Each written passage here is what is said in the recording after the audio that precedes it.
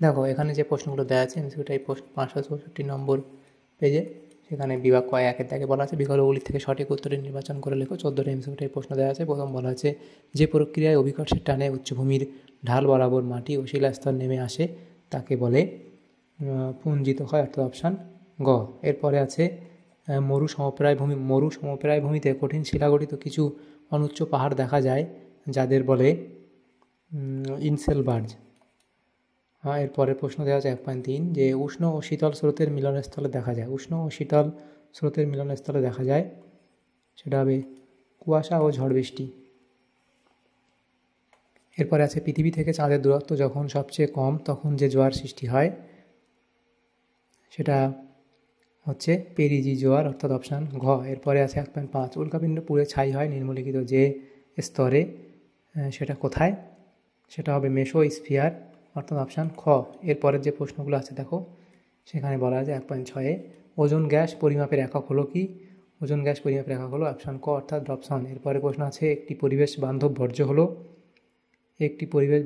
বর্জ্য হলো কি, চট, অর্থাৎ অপশান খ। এরপরে প্রশ্ন 1.8 কি বলা হয়েছে ভারত ও চীনের সীমারেখাকে বলে ম্যাকমোহন লাইন, অর্থাৎ অপশান গ। এরপরে আছে ভারতে অবস্থিত হিমালয়ের উচ্চতম শৃঙ্গটি হলো সেটা কাঞ্চনজঙ্ঘা, অর্থাৎ অপশান ঘ। এরপরে 1.10 বলা হয়েছে যে রেটুন পদ্ধতি দেখা যায় কোথায়, সেটা হবে আখ চাষে, অর্থাৎ অপশান গ এখানে সঠিক বলা হয়েছে। নেক্সট প্রশ্ন হীরাকুদ নদী পরিকল্পনা অবস্থিত যে নদীর ওপর তা হলো মহানদী, অর্থাৎ অপশান ঘ। এরপরে আছে দেখো গ্রীষ্মকালে বরদই চিলা দেখা যায় সেটা হবে অসমে। এরপরে আছে ভারতের হাইটেক বন্দর বলা হয় সেটা হলো নবসেবা, অর্থাৎ অপশান খ। এরপরে প্রশ্ন ভূবৈচিত্র্য সূচক মানচিত্রের জনবসতি দেখানো হয় কি, লাল রঙে, অর্থাৎ অপশান খ এখানে বলা আছে। তাহলে এখানে এমসিকিউ যে প্রশ্নগুলো ছিল 14টা সেটা হয়ে গেল। এরপরে বিভাগ ক্ষয়ের মধ্যে যে প্রশ্নগুলো আছে 2 থেকে বলা আছে নিম্নলিখিত বাক্যগুলি শুদ্ধ হলে পাশে সু এবং অশুদ্ধ হলে পাশে অলেখো।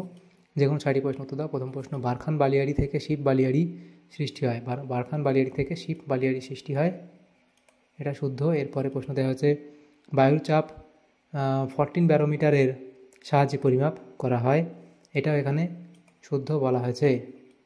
এরপরে আছে দেখো লা নিনার প্রভাবে প্রশান্ত মহাসাগরের উপকূলে বন্যার সৃষ্টি হয়, এটা এখানে অশুদ্ধ বলা হয়েছে। এরপরে প্রশ্ন বর্জ্যের পুনর্ব্যবহারে সম্পদের গুণগত মান হ্রাস পায়, তো এটা এখানে শুদ্ধ বলা হয়েছে। নেক্সট প্রশ্ন ভারতের পশ্চিমঘাট পর্বতের পশ্চিম ঢালে পর্ণমোচী উদ্ভিদের প্রাধান্য দেখা যায়, এটা এখানে শুদ্ধ বলা হয়েছে। নেক্সট প্রশ্ন ভারতের প্রথম সুতাকল পশ্চিমবঙ্গে স্থাপিত হয়, সেটা হলো কি, এটাও শুদ্ধ হবে। নেক্সট প্রশ্ন সানসিনক্রোনাস উপগ্রহের কক্ষপথ গোলাকার হয়, এটা এখানে অশুদ্ধ বলা আছে। এরপরে শূন্যস্থান পূরণ, উপযুক্ত শব্দ বসে শূন্যস্থান পূরণ করো, যে কোনো 6টি প্রশ্ন উত্তর দাও। প্রথম প্রশ্ন গ্রিনল্যান্ডের ড্যাশ হলো পৃথিবীর দ্রুততম হিমবাহ, তো সেটা তোমরা কী লিখবে, গ্রিনল্যান্ডের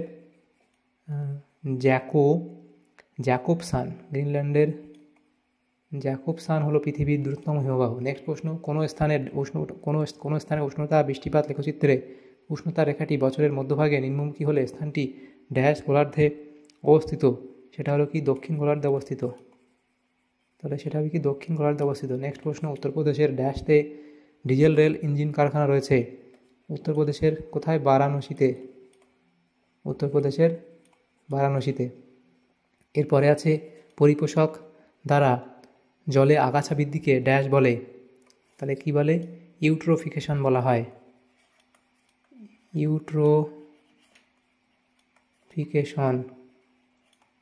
ইউট্রোফিকেশন বলে। নেক্সট প্রশ্ন ভারতের সর্বোচ্চ মালভূমি হলো লাদাখ। এরপরে প্রশ্ন পৃথিবীর ড্যাশ বলের প্রভাবে গৌণ জোয়ারের সৃষ্টি হয়, সেটা তোমরা লিখবে কেন্দ্রাতিক বলের প্রভাবে। এরপরে প্রশ্ন ড্যাশ হলো ভারতের দীর্ঘতম সেচ খাল, সেটা হলো ইন্দিরা গান্ধী খাল।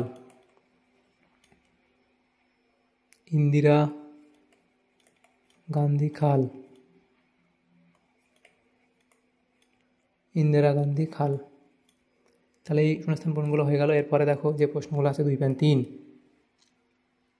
একটি বা দুটি শব্দ উত্তর দাও, যে কোনো 6টি প্রশ্ন উত্তর করতে বলা আছে। প্রথম প্রশ্ন সুন্দরবনের কোন দ্বীপ বিশ্ব উষ্ণায়নের প্রভাবে সম্পূর্ণ নিমজ্জিত হয়েছে?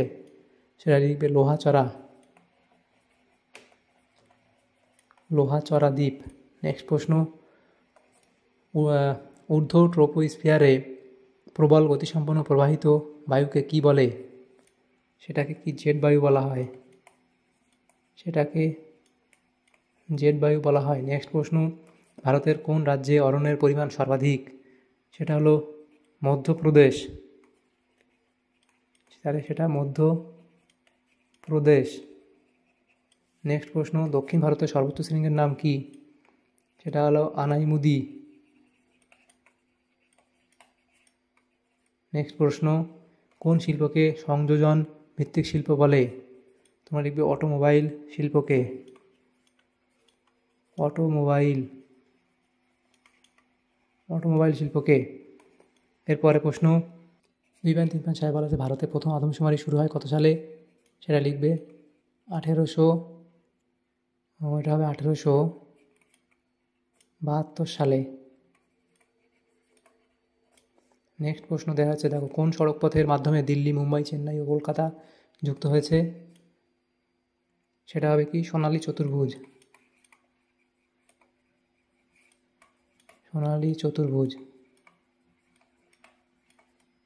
নেক্সট প্রশ্ন, ভারতের জরিপ সংস্থার প্রধান কার্যালয় কোথায় অবস্থিত? সেটা হলো উত্তরাখণ্ডের রাজধানী দেরাদুনে অবস্থিত। বাম দিকের সঙ্গে তারপরে ডান দিক এখানে মেলাতে বলা হয়েছে। দেখো বাম দিক ডান দিক, বৃষ্টির ছায়া অঞ্চল সেটা তোমাদের হবে শিলং, এবং আউটসোর্সিং সেটা হবে তথ্য প্রযুক্তি শিল্প, ক্রান্তীয় ঘূর্ণবাত সেটা হবে টর্নেডো, মৃত্তিকা সংরক্ষণ সেটা হবে কি স্ট্রিপ ক্রপিং। তাহলে এগুলো হলো। এরপরের যেগুলো আছে দেখো 3 দাগের বিভাগ গ, সেখানে প্রশ্ন আছে, নিজের প্রশ্নগুলো উত্তর দাও, বিকল্প প্রশ্ন লক্ষণীয়। প্রত্যেকটা প্রশ্ন 2 নম্বর করে দেওয়া আছে। এই প্রশ্নগুলো নেক্সট পেজে আলোচনা করব। এই প্রশ্নের উত্তরে পিডিএফ তোমরা আমাদের টেলিগ্রাম চ্যানেল থেকে পেয়ে যাবে। ডিসক্রিপশনে লিঙ্ক দেওয়া হয়েছে টেলিগ্রাম চ্যানেলে, সেখান থেকে তোমরা যুক্ত হয়ে যাবে। তাহলে পরবর্তীতে এই পিডিএফগুলো তোমরা পেয়ে যাবে সেখান থেকে। তো প্রথম দেখো যে প্রশ্ন দেওয়া আছে বিভাগ গ, নিচের প্রশ্নগুলির সংক্ষিপ্ত উত্তর দাও, বিকল্প প্রশ্নগুলি লক্ষণীয়। তো নদীর সঠিক সূত্র লেখো। আচ্ছা, এটা তোমাদের এটা যে ক্রস নয়, এটা তোমাদের সমানুপাতই হবে। তো এই অবধি লিখবে। নেক্সট প্রশ্ন দেওয়া আছে, দেখো ব্লো আউট কাকে বলে? এত অবধি তোমাদের লিখতে হবে, যেহেতু 2 নম্বর করে দেওয়া আছে। কোরিওলিস বল কি? এই বিষয়ে কোরিওলিস বল কাকে বলে এবং কয়েকটা বৈশিষ্ট্য এখানে লিখে দেবে। এরপরে হিমশৈল সম্পর্কে কী জানো? হিমশৈল সংজ্ঞা লিখবে, সৃষ্টির কারণ, কিছু বৈশিষ্ট্য লিখবে। এরপরের যে প্রশ্ন আছে দেখো, ই বর্জ্য কাকে বলে?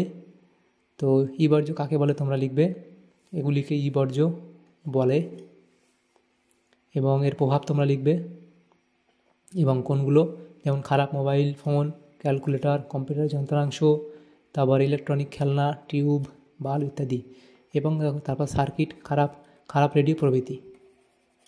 তাহলে স্ক্রাবার কি তার সেটা লিখবে অবধি। এরপরে কারেওয়া কি? কারেওয়া হচ্ছে একটা তোমাদের মৃত্তিকা, তো একে কারেওয়া বলা হয়, এবং সেটা কোথায় দেখা যায় সেটা লিখবে, কিছু বৈশিষ্ট্য লিখবে। জায়িদ শস্য কাকে বলে তার সংজ্ঞা লিখবে, বৈশিষ্ট্য লিখবে।